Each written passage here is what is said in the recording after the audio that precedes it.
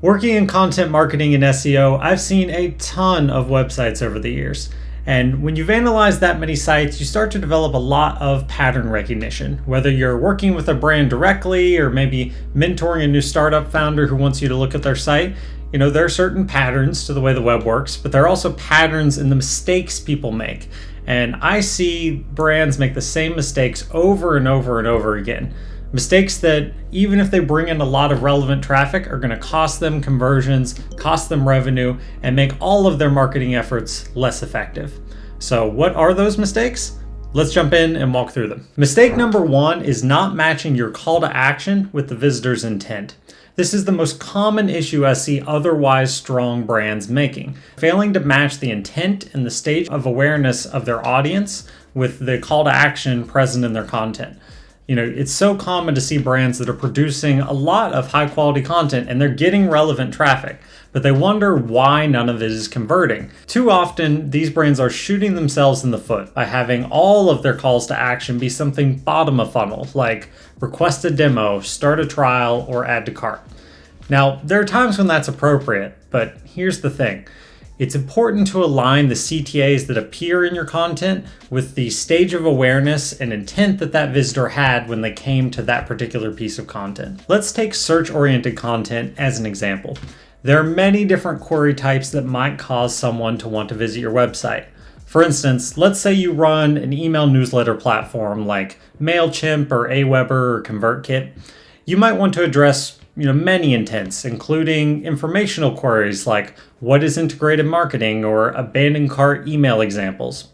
You might want to address how-to or DIY intent, like how to set up an email newsletter. Or you might want to address commercial comparison intent, like best email newsletter software. As you might imagine, someone searching for high-level information like what is integrated marketing are unlikely to be far enough along the buyer's journey to want a demo or a trial of a new email marketing platform right now. In that case, the brand would be better off offering some sort of downloadable resource or gated interactive element such as a quiz, a mini tool, or a calculator to get the visitor's email address, and that basically serves as permission to continue marketing to them, right? You can send them email drip sequences, you can drop them into a retargeting campaign with your favorite ads platform and try to get them to come back into your funnel later. On the other hand, if someone is already doing commercial comparison, searching for something like best email newsletter software, it's entirely appropriate to go ahead and try to convince them to take the next step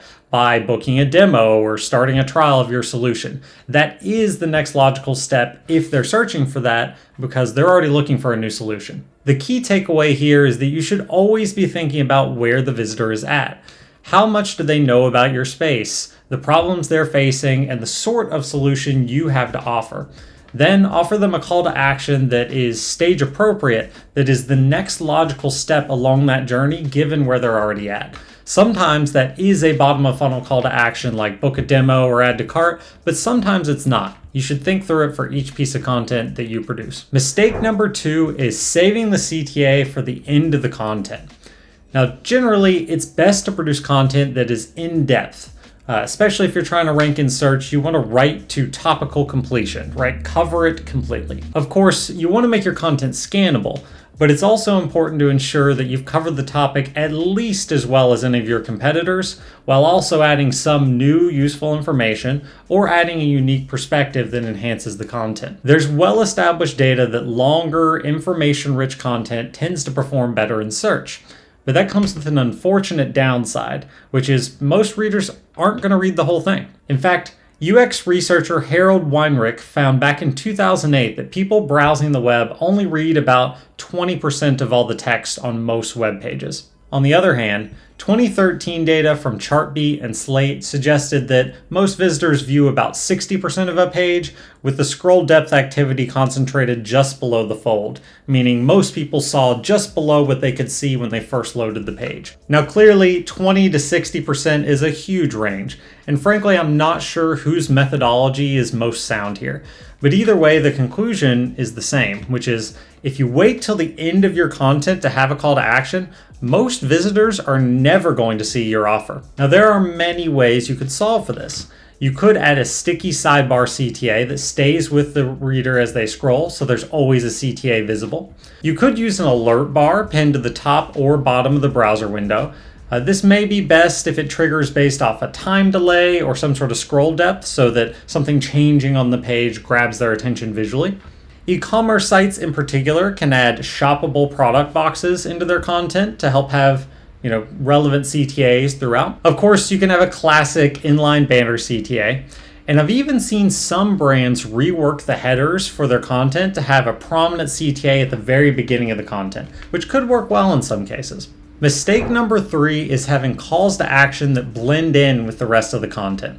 Sometimes you'll be reading an article and the call to action barely even registers. It's too bland. It kind of blends in with the rest of the content in a way that causes your eyes to kind of skip right over it. You need your calls to action to stand out from the rest of your content, not blend into it.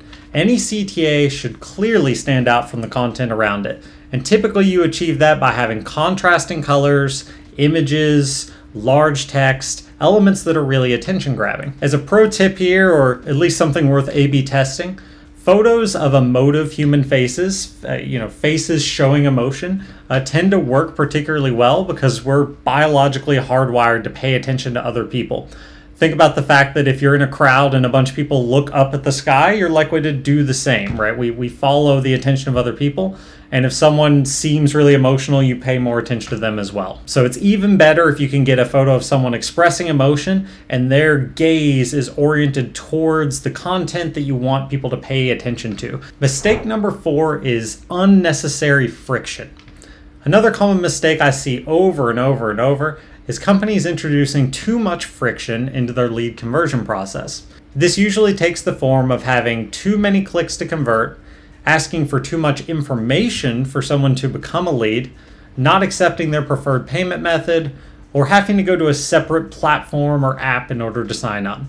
The more actions a visitor has to take to convert, the more likely they are to get sidetracked, confused, or to second guess their decision, all of which could result in you getting one less conversion. You can always ask for more info later on, but if you don't capture that initial conversion, you're going to lose the ability to turn a casual visitor into an engaged audience member or customer.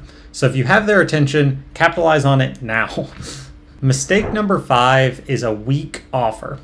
How many times have you been on a website and seen something like this? Subscribe below to be the first to receive the next SaaS market report. Subscribe to the newsletter. What is this even? There's no picture of the report cover. There's no promise of the value or information it will convey. It's just a line of text and then subscribe to the newsletter in a black box. Calls to action like that tend to convert horribly, and for good reason.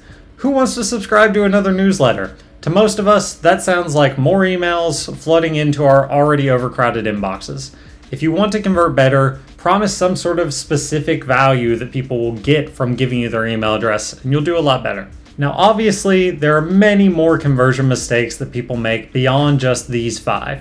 But if you can solve those 5, you'll be well ahead of most brands, including some of the largest, most sophisticated brands around who are continuing to not nail the basics. So really go through your website, look at all your conversion pathways, see where you're prompting people with a call to action, and ask yourself whether you've covered all these and not made those mistakes.